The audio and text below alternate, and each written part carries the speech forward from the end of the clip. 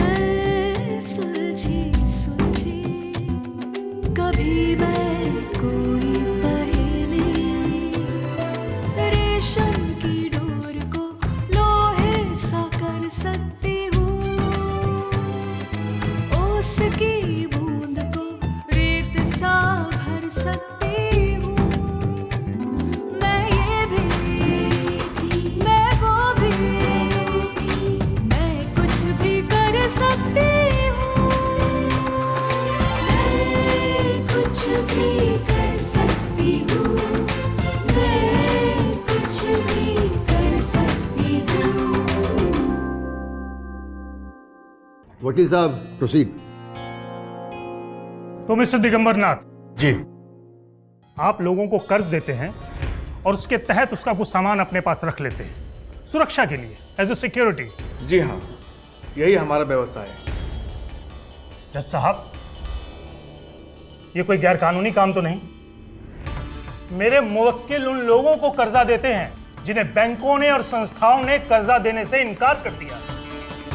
एक तरह से ये समाज सेवा का काम है और गरीबों का उद्धार करना कोई जुर्म तो नहीं।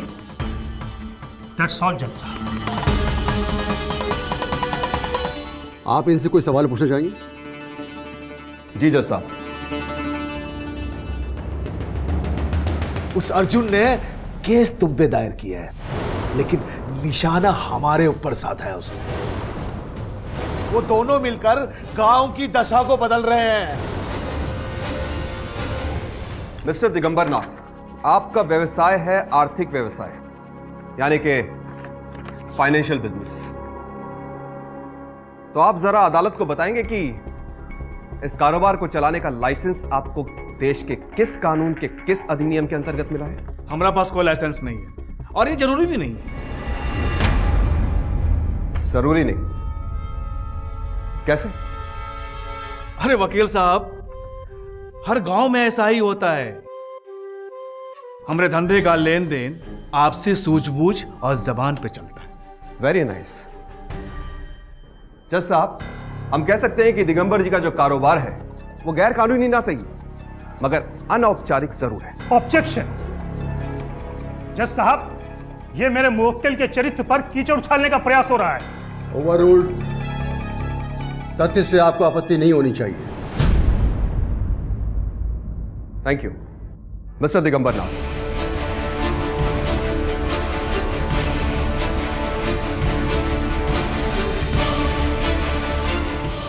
आपने अपने बयान में कहा है कि आप जिन्हें भी कर्जा देते हैं तो बदले में उनसे उनके गहने, जमीन जायदाद, घर, कागजात वगैरह बतौर सिक्योरिटी अपने कब्जे में ले लेते हैं, राइट? सुरक्षा के तौर। एक बात बताइए मिस्टर दिगंबर, ये जो चीजें आप अपने कब्जे में लेते हैं, इसके बदले में आप कोई रसीद वगैरह देते हैं कर्जा लेने वालों को? वकील साहब, ये हर कोई जानता है कि ऐसे लेन देन कच्चे कागजातों पे ही होते हैं, जो कि अदालत की नजर में कोई सबूत नहीं है जज साहब। जबकि इनके अपने कर्जे के एग्रीमेंट पे ये लोगों के हस्ताक्षर भी लेते हैं और उनके अंगूठे का छाप भी भरवाते हैं। जज साहब, मैं ये समझ नहीं पा रहा हूं कि मेरे काबिल दोस्त अपनी दलील को किस दिशा में लेके जा रहे हैं। दिगंबर नाथ के जो कर्जे के दस्तावेज हैं वो तो पुख्ता कानूनी है, लेकिन कर्ज की आड़ में ली गई कीमती वस्तुएं महज जुबानी है। क्या ये अपने आप में बहुत बड़ा सवाल नहीं है जज साहब? ऑब्जेक्शन। अदालत में अभी तक कोई भी ऐसा गवाह या सबूत पेश नहीं किया गया जो मेरे मुवक्किल को शक के साए में घेर सके।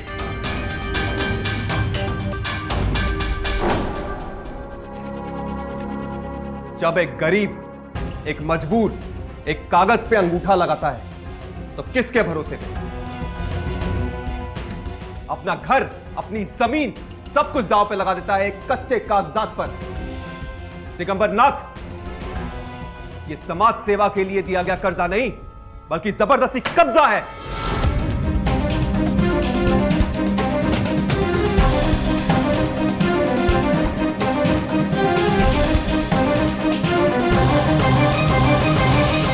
अब तक कितने लोगों की जमीन पर तुमने कब्जा किया है?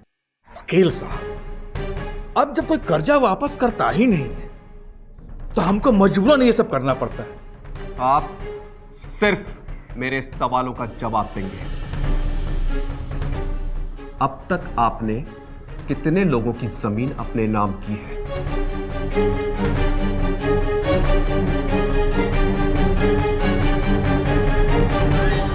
हमको याद नहीं है। मैं याद दिलाता हूं। तो साहब, दिगंबर नाथ ने पिछले 1 साल में 8 लोगों की जमीन अपने नाम की है। ऑब्जेक्शन।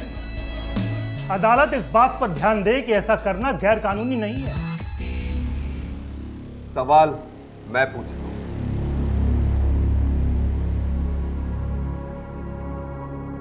मिस्टर दिगंबर नाथ, आप अपने कर्ज में कितना ब्याज देते हैं? 3%। 3%।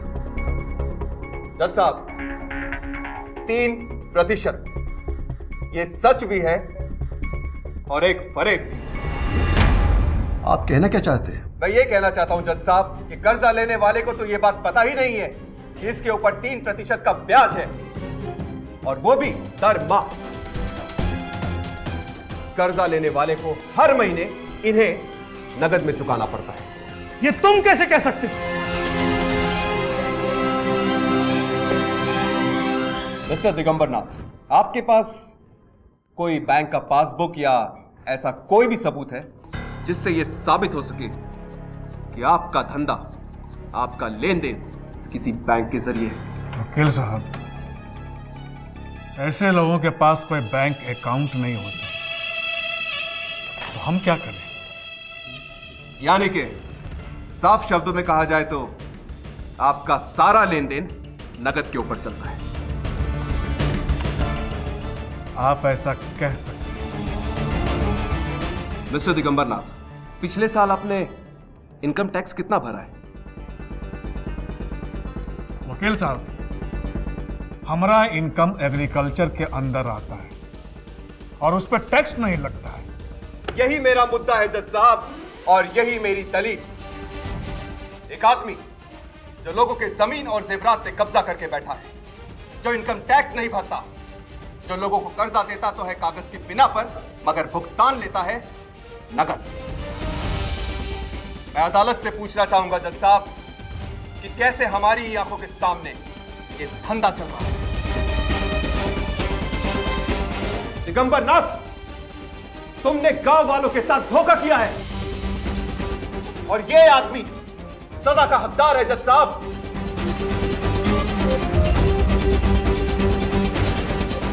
That's all, my lord. जज साहब,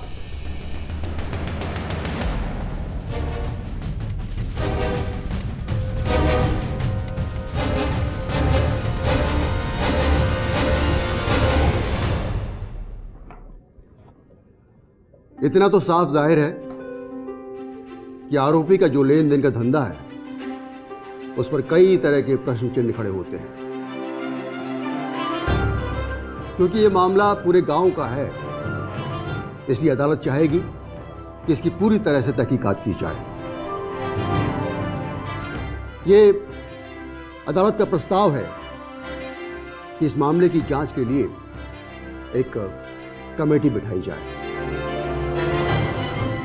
और उसके सदस्य इस गांव के जिम्मेदार लोग हों।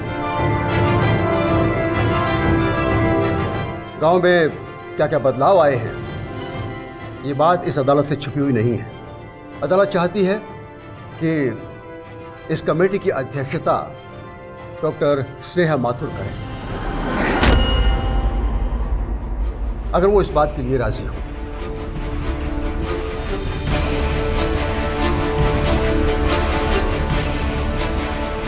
The court is adjourned for the day.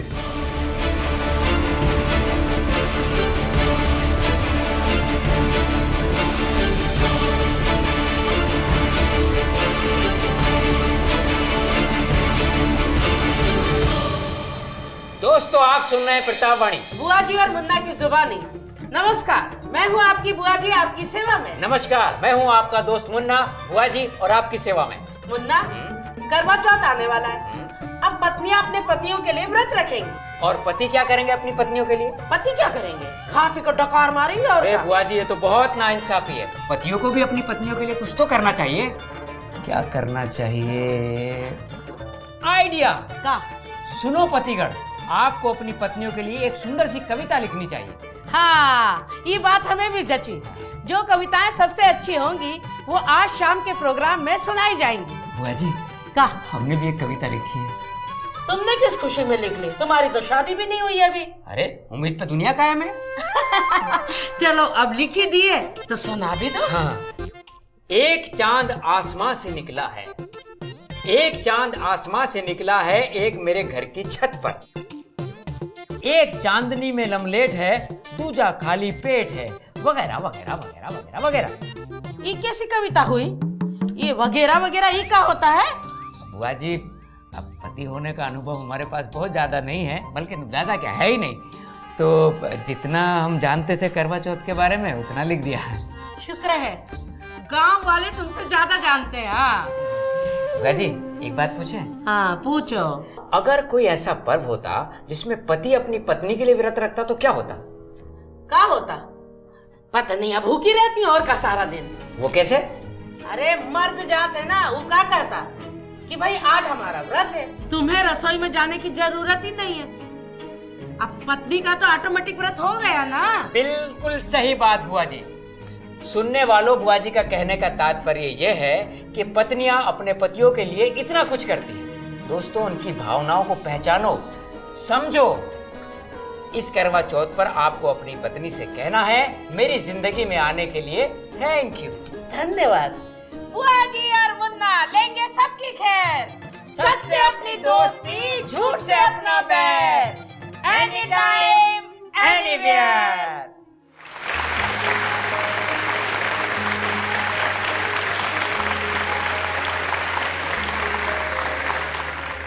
भाइयों बहनों, मुन्ना ने और बुआ जी ने जो रेडियो पर ऐलान किया था, वो ऐलान हमारे गांव को बहुत भाया है। 100 से ज्यादा कविताएं हमें मिली है।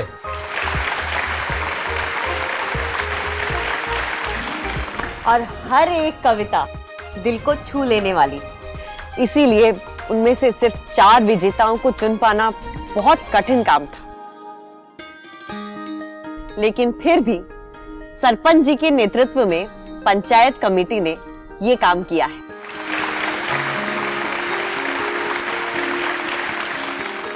जो चारों विजेता इनाम जीतने वाले हैं, वो मंच पर इनाम के साथ साथ आपको अपनी कविता भी सुनाएंगे।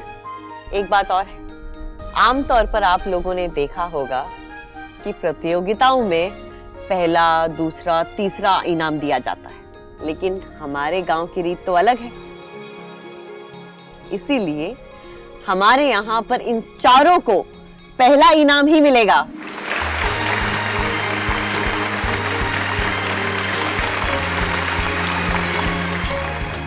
तो हमारे पहले विजेता हैं भाई जगन कुमार।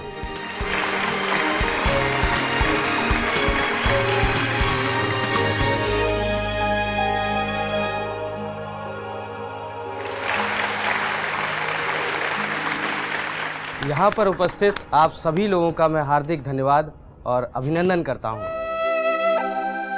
मैंने देखा है तू करती है इतना काम, ना कोई तेरी मदद करे और ना ही मिले तुझे कुछ आराम। और मैं करता हूँ जो भी काम, मांगता हूँ उसका दाम। और तू खामोश मेहनत करे, सुबह हो या शाम। इसलिए अब मैं एक वादा करता हूँ, अब भी नहीं हुई देरी है, अब से मेरी जितनी भी कमाई है उसकी 1/3 तेरी है।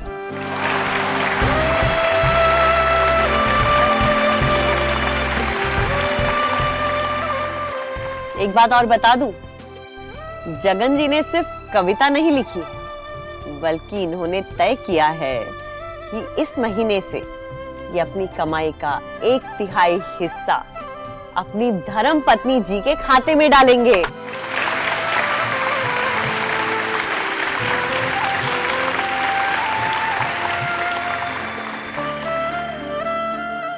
तो पहला इनाम जीतने वाले दूसरे कवि हैं भूषण कुमार जी।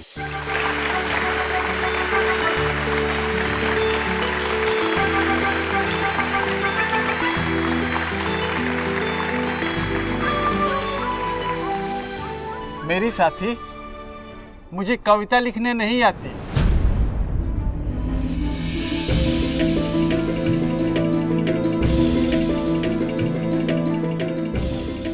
क्या सोच रहे हो? बस इतनी सी ही थी मेरी कविता। मैं जानती हूँ आप सब लोग सोच रहे होंगे कि इनकी कविता तो इतनी छोटी सी है, फिर उसे पहला इनाम क्यों मिला? वो इसलिए क्योंकि इनकी कविता भले ही छोटी लेकिन इनकी सोच बहुत विशाल है। अब मैं चाहती हूँ कि भूषण कुमार जी खुद अपने विचार आप लोगों को बताएं। मैंने कसम खाई है, महीने का एक दिन मेरी लुगाई बस आराम करेगी और उस दिन उसके मन में जो आए वो करेगी, चाहे वो अपने सहेली के साथ घूमने फिरने जाए या सिनेमा देखने जाए। इस दिन का नाम है मेरी मर्जी का दिन, जो हर पति को अपने पत्नी को देना चाहिए।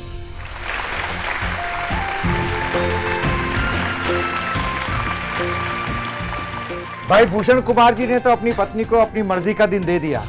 उम्मीद करता हूं कि आप और हम भी अपनी पत्नियों को मर्जी का दिन देंगे। तो पहला इनाम जीतने वाले हमारे तीसरे कवि हैं रामविलास जी।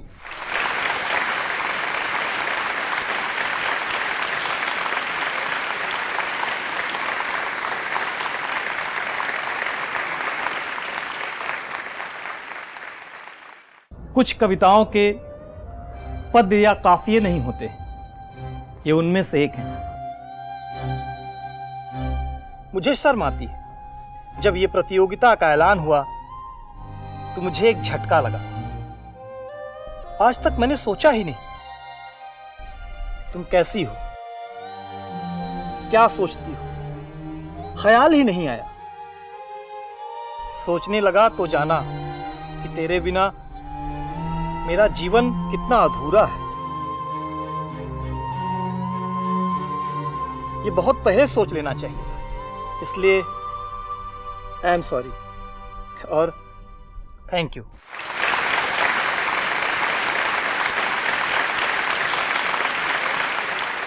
भाई रामविलास जी अपनी पत्नी को रोज दिन में 3 बार कहते हैं thank you thank you thank you कहते हैं। Ramvilas ji thank you.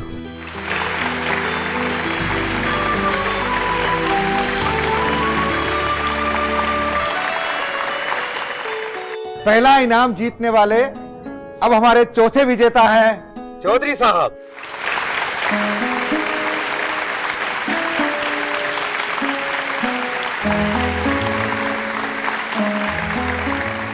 आप सबको मेरा नमस्ते। मुझे नहीं रहती है आजकल अपनी कविता याद, तो इसलिए मैं इस कागज में लिखकर लाया हूँ। उन्हें करते देख खुले में शौच, उन्हें करते हुए देख खुले में शौच, मुझे हुआ बड़ा ही संकोच।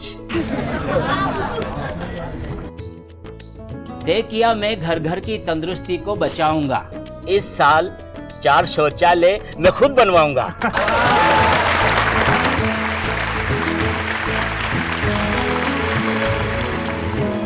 और यहीं पर भी नहीं रुकेगा मेरा काम, और यहीं पर भी नहीं रुकेगा मेरा काम, शौचालयों की देखभाल करने का मैं पूरा करूंगा इंतजाम।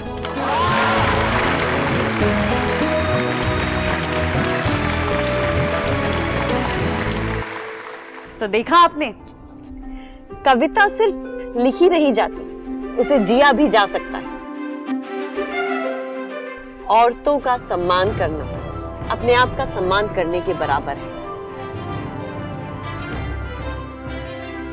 सही सोच के साथ अगर हम जिंदगी में आगे बढ़ेंगे तो हम सबकी जिंदगी एक सुंदर कविता बन सकती है।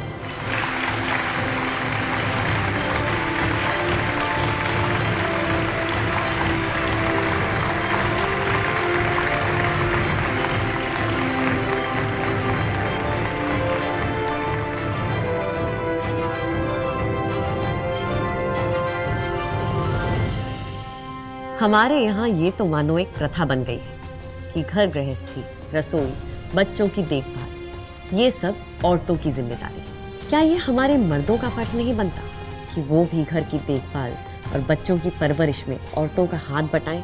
दुनिया के हर प्रगतिशील देश में ये समानता आम है और उसका हमारे देश में भी आना बहुत ज़रूरी है। हमें निश्चय करना होगा कि हमारे मर्द भी इस बात में बराबरी निभाएंगे। तो चलिए आज हमारी औरतों को दिल से एक थैंक यू करें, उनका शुक्रिया अदा करें, उनकी मेहनत को सलाम करें। एक बात याद रखिए, देश को बदलना है तो मर्द को बदलना होगा। देखते रहिए, मैं कुछ भी कर सकती हूँ। रंगों की खुशबू को कोख में भर सकती हूँ, एक नई जान को सांसों में भर सकती हूँ। मैं ये भी, मैं वो भी, मैं कुछ भी कर सकती